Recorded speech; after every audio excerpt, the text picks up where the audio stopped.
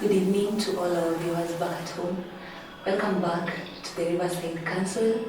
Today with me, your host, Davina Anyanga. Today we are privileged to have our guest speaker, Ms. Emily Aswani, who is the women leader in the Bahati PAG district. Welcome to our show, Ms. Emily. Thank you so much. Yes, so today our viewers, I want us to discuss about parenting a teenager. We all understand that some say that it's quite a stress. I think this is the most commanding part of a parent raising up a teenager. What's your take about that? Thank you so much. First of all, parenting is a process. Parenting is bringing up somebody, making sure this person is somebody in the future. So when you are parenting somebody, as a parent, you need a lot of effort, putting a lot of effort. There is a lot of commitment there because you want this person to be the best. As he said, parents will want to have the best child so far. Yeah. Thank you. So there's this rumor, or let's say, people say that how we raise our children as toddlers will really matter how they're going to behave at their teenage life. That is in perspective to the environment they're raised in. Maybe the parents were drunkards, maybe the type of language the mothers used to use on them, wewe ni mjinga kama baba yako, you know. So is it really true that the environment upon which these kids are raised is going to affect them well their teenage stage? Thank you so much. Really, it really affects the teenagers because if the environment is conducive for them, they will be good people. When we refer to the Bible, Proverbs chapter number 22, verse 6, the Bible says, teach your children the way, and when they will be old, they will never leave them. So the environment they are in matters a lot, because if you find out that this parent is a drunkard, maybe that my husband is a drunkard, for example, then the kids will learn from that. They know taking beer or becoming drunk is not an issue. So there is a mother who is very abusive. They will grow knowing that abusing somebody is no problem. So whatever they get from us, they really put in their brain, and that is how they'll be when they are old. Yes. Yeah. Okay. So at this particular stage, as you have said, that maybe if you had a drunkard, maybe father, an abusive mommy, they'll grow up knowing that maybe violence is the in thing in this society, that you have to struggle, that you have to fight for you to gain something. So as a parent, can you change the perspective of this child, how they think about that particular violence, to now bring them, to make them understand that this is not actually the real world, that you can change from being violent to being an upright person? Can you change them right at their teenage stage? Yes, I thank you so much. Yeah, when somebody is young, and at teenage stage, this child is at a discovery stage. Yes. So whatever you are putting in their mind, it will stick there. Okay, if a dad, that's why parents, we need to live by example to your children. If you cannot change from the life maybe you grew in, to make sure your generation is the generation to be admired. So what you do, you have to change yourself from where I came from so that I can have a better generation.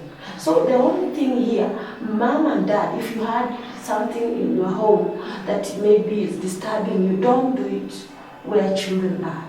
Change the way you do things. Yeah, because generations must continue being there. Yeah. You need a generation for yourself, but you will never have a rotten generation. That's a generation that is not there, of course. So for this child to change, to understand that I don't have to be violent to make it in this life, so it starts from the parent. Yes, exactly. You don't have to raise this child the way you were raised. No. Zile enzi, ulikuwa unachapa form na fanywe nini, so you can actually change. Yes, you have to change. By reading the Word of God, of course, Bible must be the key. So if reading the Bible and telling them exactly what is supposed to changing yourself, then you have changed your generation. Okay. Yes. So if I may ask, Yeah. can a teenager like start understanding what life really is from the from the home setup? A family is supposed to be complete. We say that as a father, mother, and the kids. Yes. So can this child now start learning at that particular stage? We say that kids start learning while they are really young, how to teach them. They understand that this is mom, this is dad. Yes. So can they start learning from while they're in their teenage? Like that is when they start to understand life according to the setup of their home. Yes, thank you.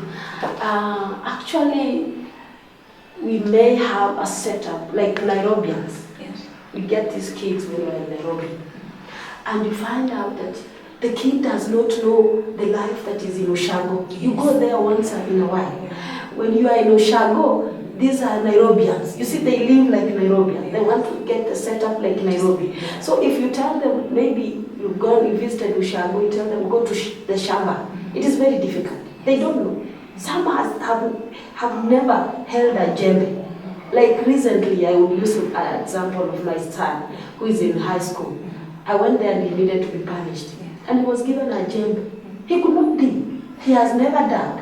You see, the setup that we are in, especially a home that is well set up, or they are able, they bring their children with buttered bread. Mm-hmm. You get a child in Ushago can eat guashe in the morning and with uji, and that is how they are. And so they learn things according to the setup they are in. So there are two different families. A family that has brought up their children in a manner that they don't understand there is difficult life. And there is this family has taught their children there is struggle. So you see, when they are growing up, things are different. This is a child who is better, and this is a child who knows life, you need to work hard. So these are different families. But as parents, you must teach your children the two ways. Yes. The difficult way and the other way, the humble way. Because you never know about the future. Future is different.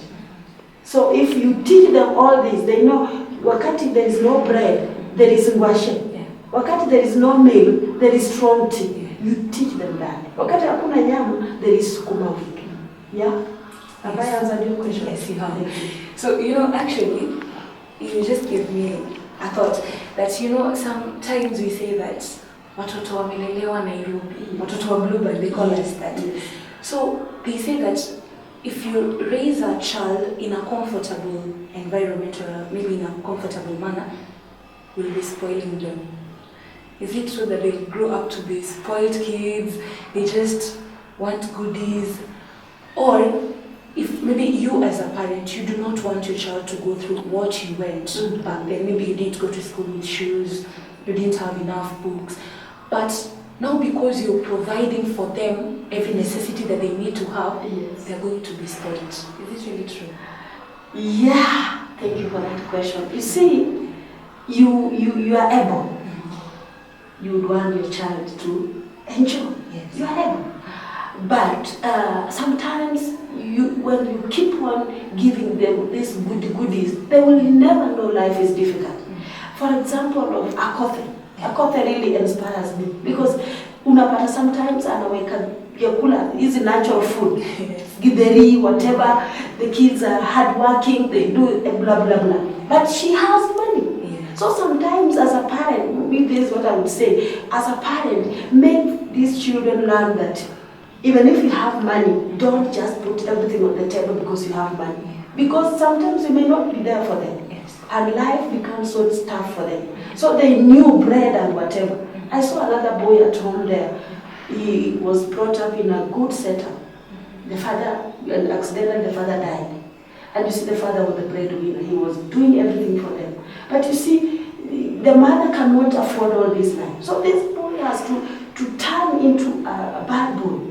In fact, he goes around stealing stealing from people. He has gone to even to put down their permanent house, take the windows, the doors, and sell to get the money. So me as a parent, and I would tell all other parents, try to put these children on moderate life. Don't overdo it and don't underdo it, so that they are right there in the middle. So when time comes that they are working and they cannot get enough money, they can be able to come back to this middle life. Okay? Yes. Yeah. So they say that at this teenage life, Yes. at this particular stage, this is where now this child wants to explore. They're now discovering themselves. Yes. You see, at this particular stage, they're now rude, they're arrogant, they're rowdy. You ask them this, they answer you that. So, as a parent, how do you cope with a rude teenager in your home? Good, that's a good answer. You see, when, as we said earlier, they are at a discovery stage. And discovery stage is very dangerous. They want to know everything. They want to explore everything. And nowadays with the internet and all this, they want to be in the internet and find out what is happening all over the world. But you see, when you have them and you really want to train them the way you would want them to be, you will still come back to them, sit with them. First of all, I would tell parents, make friendship with your children. Sit with them, let them understand you and let you understand them. Because you may not know them properly if you don't follow. Make sure even if they are living in the room, go find out what is happening around them. It will really give you something to understand about them. And always parents create time to your children. Because if you neglect them or you go to work, come back in the evening, you are tired, you may not discover whom they are, because they have all their time to do their things. So parents, you can change your children. You may find they have entered into a peer group. Also peer groups are very, very, very important to know. The friends they work with, where they go, how they behave when they are with their friends.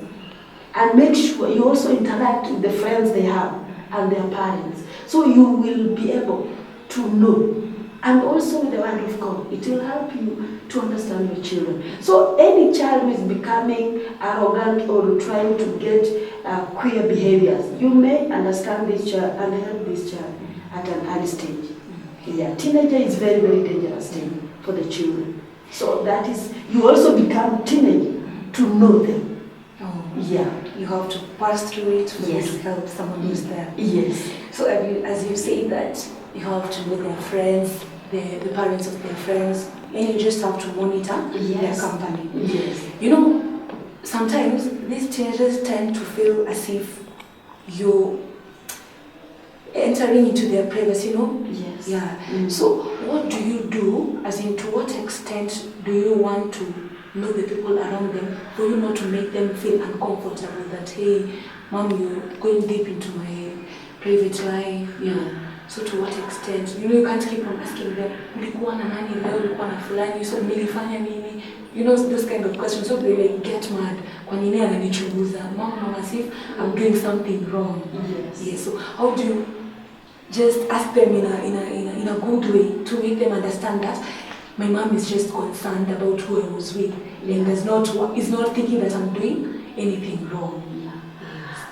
Thank you so much, lady. You see, as I said, when you make friendship with them, they will really share a lot of things with you. Because when you're sharing, you know what you're doing. You're just thinking, do you have a friend? And if a good parent will know when his or her child has a friend. Because they'll start talking about, especially at school, they get many, many friends. And this one you can know through their teachers. Because teachers atakwambia, your son has a friend, blah, blah, blah, blah. He's joining a bad group. Now what they will discuss about their friend. In fact, when you have teenagers in the house, they discuss about their friend. But when you are also interacting with them, you are digging to find out who are their friends. To the plot around, you will see some. They even come to borrow books. Me, I see them at my door. I've come to see Carlos. Wanted to borrow a book. And I will know, this is a friend. So this is how you know, as I said, by making sure you befriend them. Okay. Yeah. So it's also been told to understand the environment of our kids. Yes. Thank you very much. Yeah. So just keep it here at Riverside TV. We'll be right back. Amen. Thank you.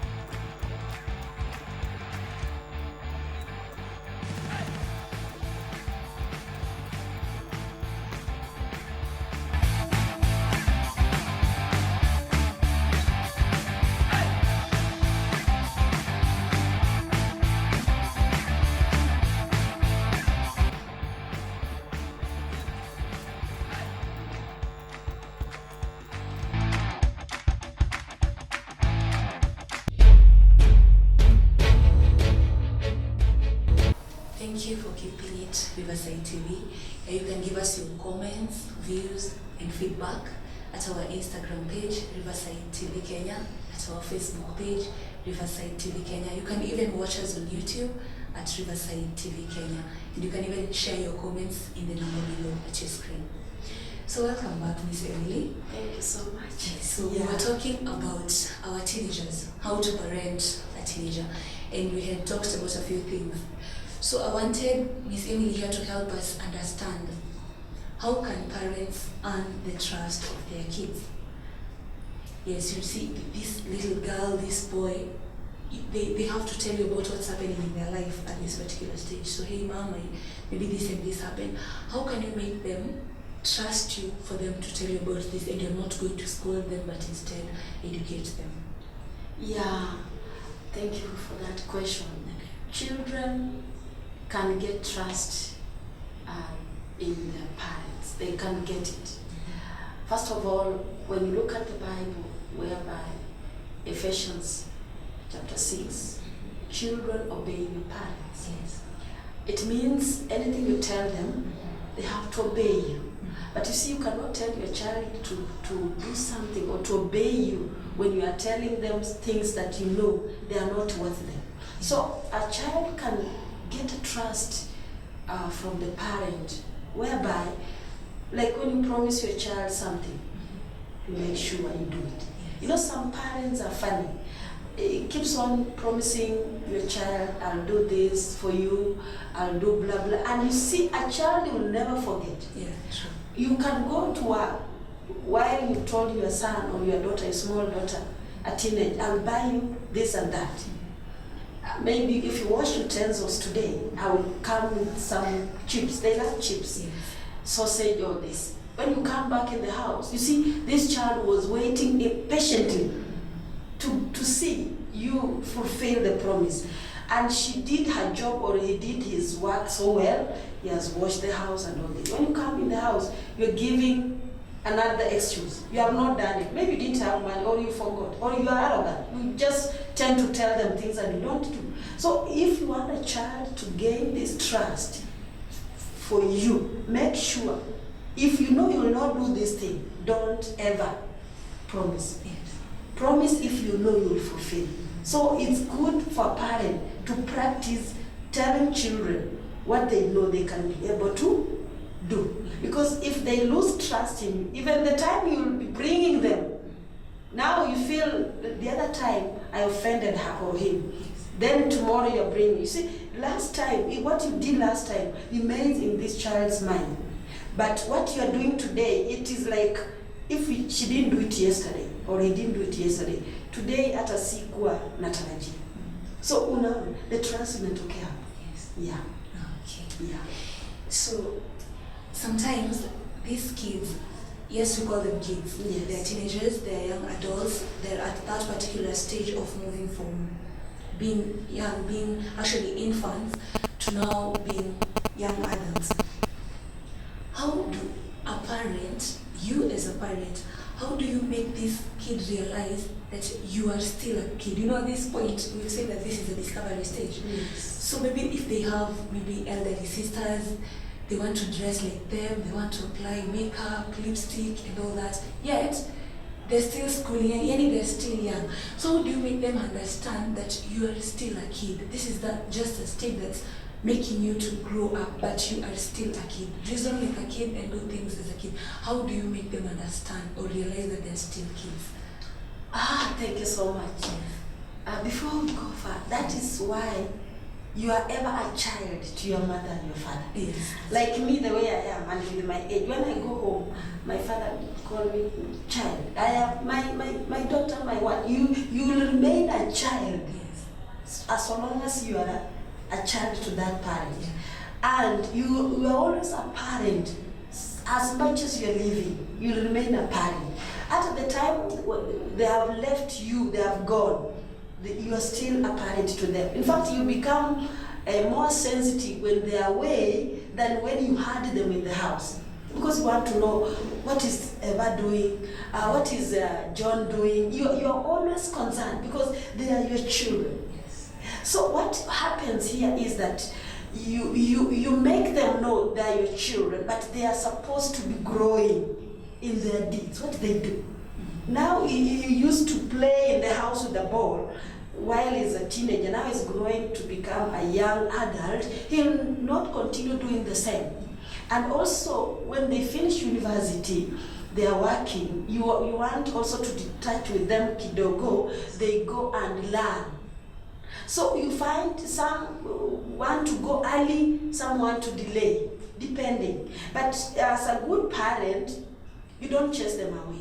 You always mingle with them and finding out when do they want to start living on their own. Some will come to you because they have started dating, they have started doing their own, they want privacy. You will come and say, Dad and Mom, I feel I want to move out. And you'll also want to find out why. They will never open up kabisa, but you as a parent unajijazia. Akwamba my son is almost 25 or 26, almost 30. Maybe he wants to start dating and wanting to marry. So you pray for them and set them free. You also give them their freedom. And as a parent, what I normally do, when the teenagers are living or the youth are living in your house, you remain praying for them, because when they are going out there, they are going to mingle with different people. It will not be you alone. Now they are in corporate world. So your prayers and getting concerned about them and finding out how they are faring on, it will really make them feel our parents are still with us. Yeah. You see, some parents leave their children when they're grown up. And when they are out there, you don't mind what they are doing and you don't even care. Like my son left us a few years ago. We keep on calling him, want to find out. Every Sunday I go visit. I want to see how he's faring on, especially mothers. When our sons are leaving, or our children, I would say, in general our children, we are the people who feel they could not have gone. They should live here more, longer. But a good parent releases the children and prays for them. Mm-hmm. Yeah. Thank you. So, as you say that it reaches at that particular point in their life, yes, that they want to move out, they want to explore, they want to feel they're responsible enough maybe to cater for themselves. So, you know, sometimes maybe in our society, it dictates that if a girl child, if they move out from their parents' house, maybe, and they are not yet married, maybe they are 25, 26 there, and they start living alone and earning alone, that they will not easily get married because now they have now learned how to make money, they've learned to be responsible enough. Yes. So is it for you as a mother? How do you view that perspective? Wow, it is not true. As we say, parenting is a process. When you started living with this girl, or when you got this girl, you have gone a process of parenting now. You have gone this process together. You know, if this girl leaves this house, she is still responsible. And if you have taken her through, to some extent, you never made it as a parent. this girl is living here, she will not be responsible for herself. So it is the duty of the parent to make sure when this girl is leaving the house, she's living as a responsible person. Even when she's where she is, you are never worried. Yeah, parenting. This is now when you talk about parenting. Yeah. So it's now the matter of you as a parent. Yes. That is your responsibility. So the responsibility of this child actually starts with parents. Yes, exactly. Oh, yeah. Thank you. And that's why sometimes you hear, like mother, like you don't. If you are a good mother, you will always be proud to bring up a good daughter. Yeah. Okay. So, to what extent should you show interest maybe about your child's life, maybe their career? You know, you told that maybe some kids out here, you as a mother, maybe you want them to do nursing, they want to do journalism. So they go finish up, bring you the papers, and now you start paying for them what they wanted to do. So to what extent do you show interest? Yani isikae kana kwamba you're pushing them to do a particular thing. Yani you have to engage in their life and they feel that yes, mom is supporting me. Yeah, still parenting. Yes. When they are finished, they are Form 4, they want to go to university. There are courses. And in life, when you are parenting this child, you saw talents. Some have talents. And in these talents, when they are prospered about Form 4, they want to go to university. Most of them reject the courses they are called to do. Like my son was called at University of Nairobi to do architecture. But when I talked to him, I told him this course takes longer period and it's very expensive. And then I told him, can we offer you something else? And he said, what? And he told him, go and do a medical course. He went to Kenyatta. He did it. In the process, he was also doing some things that we didn't understand. Yes. We buy books for notes. He does rapping in those books. You go find there is rapping, you start telling him, no, this is what I want. I said, no, ma'am, I feel rapping would be the best. No, and you reason with them. Yes. You tell them why you want them to do that course. Some may not have really in that course, but parent, whatever you will sit with the child and discuss, you put points forward for him, make him to choose. He may do it because how you approach him and the facts you are giving him about the course. So when they go train, bring the papers and say, now I want to go do what I want. They will do that. But before they reach there, as a parent, you will have at least done something because that is a wastage. Do a course, go and start another course. It's not really good. Yes. Make sure as a parent you direct your children the right way. Yeah. So you told us that as parents, you need to reason with your child. Yes. Before they reach that particular stage, at least you get to understand what is really happening for them to reach to that extent. Yes. So sometimes this kid maybe may tend to be arrogant, or maybe they're just rebellious about maybe most of the things you tell them. Yes. So, and sometimes some parents tend to you go cold on them. You don't speak to them. You enter the house, you don't talk to them. I told you to do this and this, maybe to wash the utensils before you come back. You didn't do it. So you won't talk to them. You won't give them pocket money. You don't want to know whatever is happening. You're just giving them that particular cold environment, maybe as a way of punishment to make them realize that I'm missing something. That, hey, mom is not talking to me, dad is not talking to me. So maybe I should do the right thing for them to start talking to me again. So do you believe that that's coldness, that's cold environment is a good way of making teenagers learn? Thank you. It's the poorest way. Remember parenting. You don't go down on parenting. You are still there for them. So when you see a mood that is not pleasing, get away of interfering or get away of interacting with this child. Make sure you interact. You see, some children, and even recently, or during pandemic, you had many children were committing suicide. Many children were doing funny things. It is because when a parent loses a focus on a child, you have lost. And once you have lost a child at a teenage stage, forever you have lost. So when you see a queer behavior or your coldness, try to avoid it. Try to bring this child closer to you. Love him or her. Make sure every day you talk to her or him, because they will see now my mom is concerned, my dad is concerned.